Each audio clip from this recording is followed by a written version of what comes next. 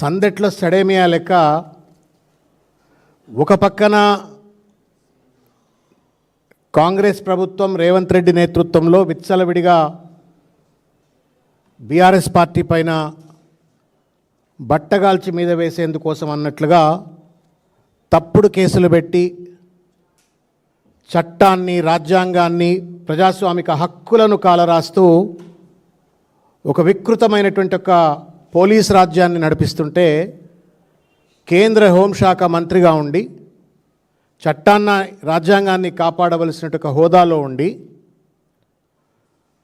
రేవంత్ రెడ్డికి తాబేదార్ అన్నట్టుగా బండి సంజయ్ గారు వాళ్ళ మరొక్కసారి మళ్ళా మరి అది ఏ ఊరు దావోస్ కదా ఇప్పుడున్నది, దావోస్కి వెళ్ళి ఏమన్నా ఫోన్ వచ్చిందా ఏమొచ్చిందా మొత్తానికి తెలియదు. కానీ బండి సంజయ్ ఎగిరెగిరి పడుతూ ఇవాళ మళ్ళా బీఆర్ఎస్ పార్టీ నాయకత్వం పైన, కేటీఆర్ గారి పైన ఈ మొత్తం ఈ దొంగ టెలిఫోన్ ట్యాపింగ్ కేసు పైన ఆయన వ్యాఖ్యానం చేసినాడు. గురువింద కింద నలుపు తెలవనట్టుగా ఆయన మాట్లాడుతూ ఉన్నాడు. విఘ్నత లేదనుకుంటున్నాడా, ఉందనుకుంటున్నాడా, కేంద్ర మంత్రి అనుకుంటున్నా, లేకపోతే కేంద్ర మంత్రి కార్యాలయంలో చెప్పరాశం అనుకుంటున్నా తెలియదు. కానీ అర్థం పర్థం లేని మాటలు మాట్లాడినాడు.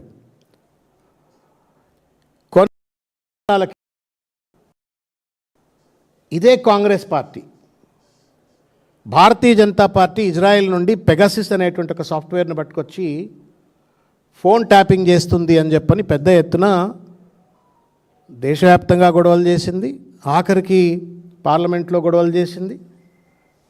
కేంద్ర ప్రభుత్వం హోం మంత్రిత్వ శాఖ నీ ఫోన్ తీసుకొచ్చి నువ్వు సరెండర్ చేయవా పోలీస్ స్టేషన్లో, then we will evaluate and scrutinise and let you know whether Pegasus is inserted or malware is inserted or not అని చెప్పని రాహుల్ గాంధీకి చెప్పగానే ఆ చర్చ ఎందుకో డైల్యూట్ అయిపోయింది. ఇక నీ మీద ఆరోపణలు వచ్చినప్పుడేమో మేము శుద్ధపూసలము,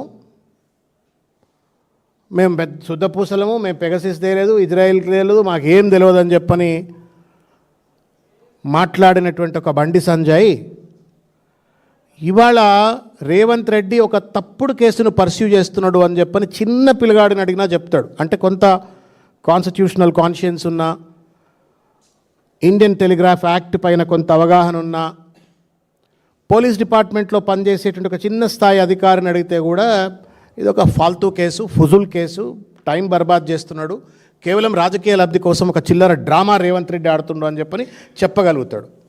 కానీ కేంద్ర మంత్రి హోదాలో ఉండి ఆ మాత్రం కనీస ఔచిత్యము, విచక్షణ, విఘ్నత ఇవన్నీ మర్చిపోయి బండి సంజయ్ రేవంత్ రెడ్డి తాబేదార్ అన్నట్టుగా ఇవాళ అవును టెలిఫోన్ ట్యాపింగ్ జరిగింది అని చెప్పని ఇష్టం వచ్చినట్టుగా మీరు ఇవాళ చూడరు. నేను ఏదో ప్రెస్ మీట్లో కూర్చున్నాం కాబట్టి చెప్పడానికి చెప్పట్లేము. బండి సంజయ్ మాట్లాడినటువంటి వారు మాట్లాడిన ప్రతి మాట రేవంత్ రెడ్డి దావోస్కి వెళ్ళి రాసి పంపించిండా అన్నట్టు అనిపిస్తుంది. లేదు రేవంత్ రెడ్డికి సంబంధించిన మీడియా పెద్దలు ఎవరైనా సీఎం ఆఫీస్లో కూర్చోనో లేకపోతే రాసిస్తే అదే మాటలు, ఇవే మాటలు గాంధీ భవన్లో కూర్చొని మాట్లాడుతున్నారు. ఇదే మాటలు రేవంత్ రెడ్డి చెంచా ఛానళ్ళు ఏమైనా ఉంటే వాళ్ళు అవే, మీడియా సంస్థలు ఏమైనా ఉంటే అవే ప్రచారం చేస్తూ ఉన్నాయి. ఇవే మాటలు రేవంత్ రెడ్డి ప్రాపగేట్ చేస్తూ ప్రచారం చేస్తున్నటువంటి ఒక సోషల్ మీడియా సంస్థలు కూడా ఇవే ప్రచారం చేస్తున్నాయి. మీరు చెప్పురు ఇద్దరు కొల్యుడైనట్ట కాదా? ఇదేం అక్రమ రాజకీయం, అక్రమ సంబంధం లేక రాజకీయ వ్యభిచారం ఇది. ఒక నేషనల్ పార్టీ నువ్వు ఇక్కడ అపోజిషన్గా ఉంటాలా అని చెప్పని కలలు కంటున్నావు, పెద్ద స్థానానికి ఎదగాలని చెప్పని కలలు కంటున్నావు.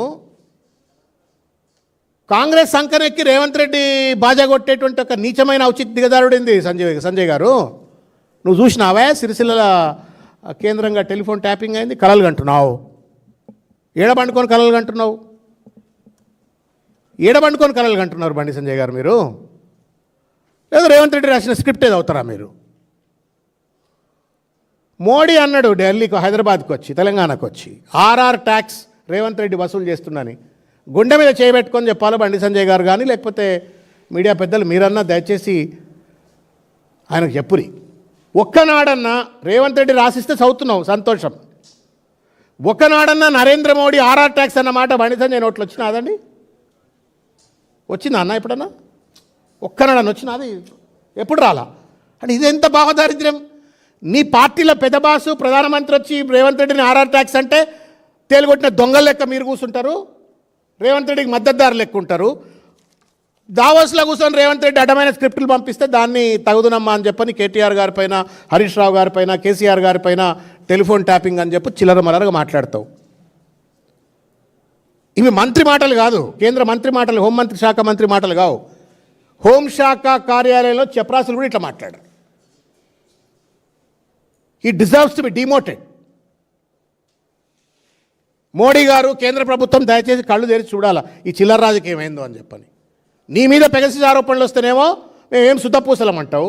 అదే అడ్డమైన ఆరోపణలు నీ మీద చేసినటువంటి ఒక పార్టీ వాళ్ళ బీఆర్ఎస్ పార్టీ పైన అడ్డమైన ఆరోపణలు చేస్తేనేమో బాజాలు కొడుతున్నావు.